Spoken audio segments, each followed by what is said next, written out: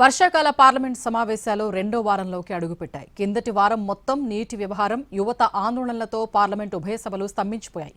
ధర్మేంద్ర ప్రధాన్ రాజీనామాతో యువత శాంతించింది. అయితే నీట్, యువతపై జరిగిన దాడుల విషయంలో ప్రతిపక్షాలు ఇంకా పట్టు వీడలేదు.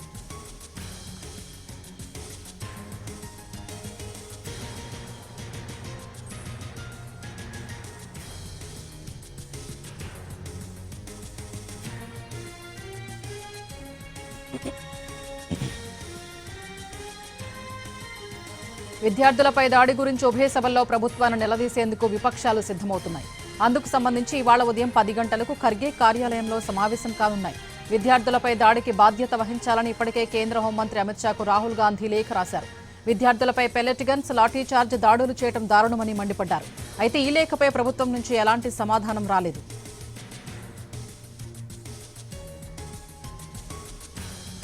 మరోవైపు లోక్సభలో పబ్లిక్ ఎగ్జామ్స్ సవరణ బిల్లు ప్రవేశపెట్టేందుకు కేంద్రం సిద్ధమైంది. ఈ బిల్లును కేంద్ర మంత్రి జితేంద్ర సింగ్ ప్రవేశపెట్టనున్నారు. రాజ్యసభలో వందే మాతరం బిల్లును హోంమంత్రి అమిత్ షా ప్రవేశపెట్టబోతున్నారు. ఇక లోక్సభలో సుప్రీంకోర్టు న్యాయమూర్తుల సంఖ్య సవరణ బిల్లు అర్జున్ రామ్ మేఘ్వాల్ ప్రవేశపెడతారు. మరోవైపు విద్యార్థుల మీద జరిగిన దాడిపై చర్చకు రాజ్యసభలో అనుమతించాలని కోరుతూ కాంగ్రెస్ సభ్యుడు Surjewala, TMC MP Sagarika Ghosh నోటీసులిచ్చారు.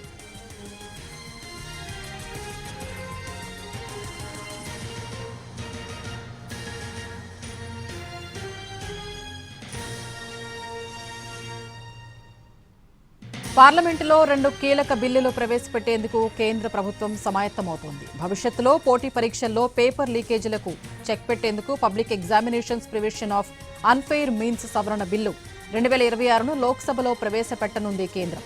Public examinations సవరణ బిల్లు 2026ను కేంద్ర మంత్రి జితేంద్ర సింగ్ సభ ముందుకు తీసుకురాబోతున్నారు. ఈ సవరణ బిల్లులో మొత్తం 7 కీలక మార్పుల్ని ప్రతిపాదించారు. సుప్రీంకోర్టు న్యాయమూర్తుల సంఖ్య బిల్లులపై చర్చ ఉండనుంది. ఆదాయ పన్ను సవరణ బిల్లు, ఎంఎస్ఎంఈ అభివృద్ధి సవరణ బిల్లు, జనన మరణాల నమోదు సవరణ బిల్లు వంటి పలు ఇతర ముసాయిదాలను కూడా ప్రభుత్వం ఈ వర్షాకాల సమావేశాల్లో ఆమోదింపజేసుకోవాలని కేంద్రం భావిస్తోంది.